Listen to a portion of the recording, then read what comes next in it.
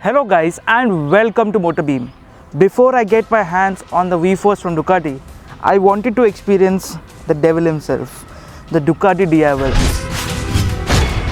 A motorcycle, a power cruiser that changed the name of power cruisers. This one is scary, it's mad, it's powerful, yet it's so much fun. This is the Ducati Diavel 1260S and I'm gonna ride it and tell you what this motorcycle is all about.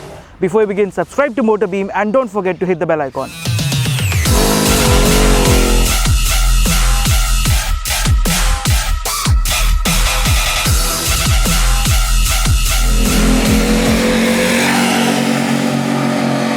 There's one thing for sure, that the Bajaj Dominar has taken its inspirations from the Diavel, but for that Ducati was not happy, hence they updated the design. From the older one, the newer one looks a lot more refreshed, looks a lot more aggressive, and the headlight looks a lot more fresh. I've killed a lot of bugs here right now, but the LED unit looks a little different. It is sleek, but it is quite bright.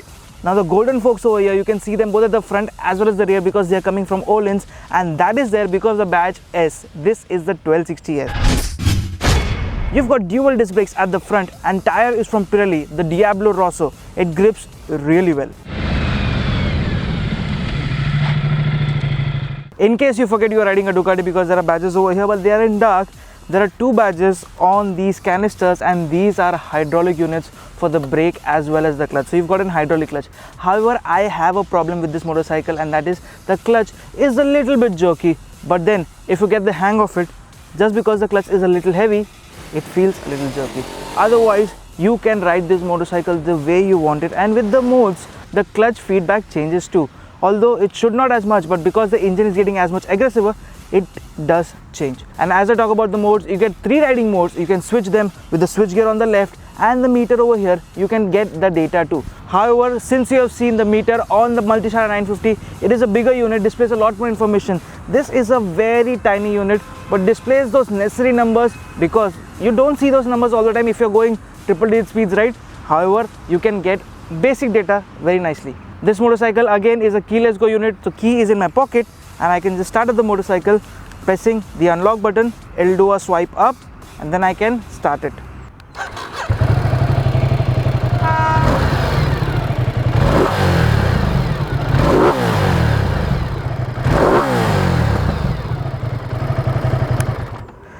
This twin cylinder motor does not sound like a twin, it is so very rough.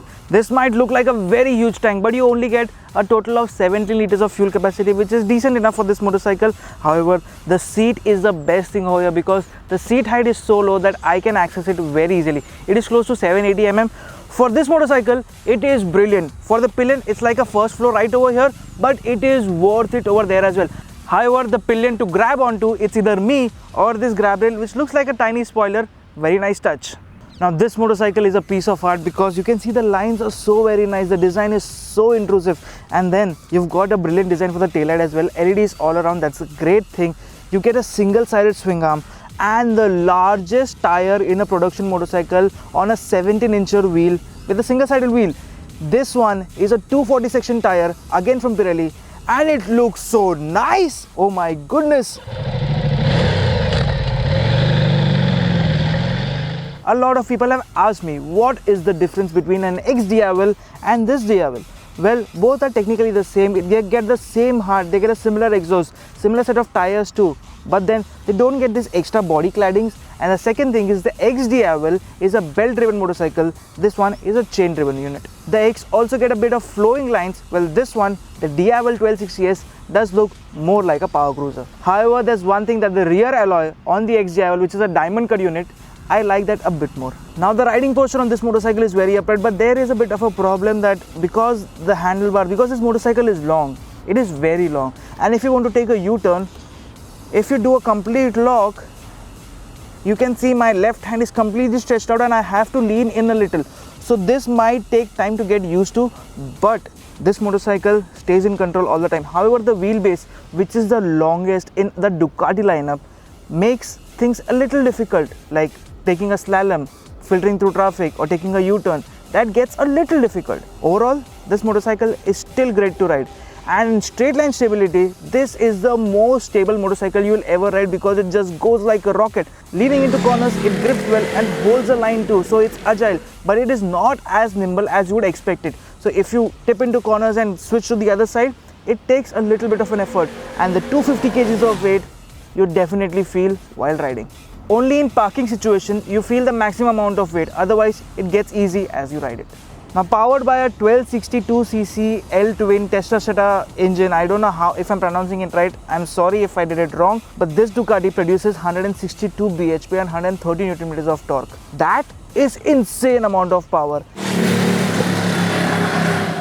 I cannot control that power going all guns blazing all the time because I've just ridden this motorcycle for 2 days, but then it is still so much addictive. The torque rush is flat, and at 4000 rpm the torque and the power matches so very well that as soon as you open throttle, this one wants to lift a wheel and you've got wheelie control to keep that wheel down. Otherwise I would go wham all the way.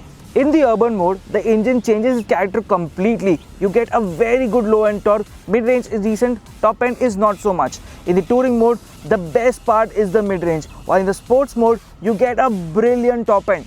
8 levels of traction, 3 levels of ABS as well as 3 levels of wheelie control keep you in control, and you actually require these electronics to ride this motorcycle properly. There are a few things which I don't like about this motorcycle at all. Number 1 are these mirrors because they don't give a good view of what's behind. Number 2 is the heat that dissipates from this engine. And I'll tell you, my legs go roast even with the riding shoes that I'm wearing right now because the engine gets too hot. Number 3 is nothing else but the ground clearance of this motorcycle because it is very low. You've got adjustable levers, which is a good touch. The horn is actually nice, and you don't use that horn much. I haven't used it, I rather rev bomb the shit out of it. But thing is that when I keep rev bombing it or ride it normally even, I haven't got anything more than 13 km per liter from this motorcycle. The maximum that you can expect if you ride it sanely will be close to 17. That's about it. The Ducati X Diavel comes at a cost of 20 lakhs on road Mumbai. The standard Diavel comes close to 22 lakhs. This one is 24.5 lakhs. If you pay a lakh more, you will get the Street Fighter V4S. Now that is something that produces a little over 200 bhp, and that is what I'm looking forward to because I've already had a taste of this. And if you want an icon from Ducati, there is definitely the Panigale as a fed motorcycle, but if you want a power cruiser, you should definitely consider this as an option.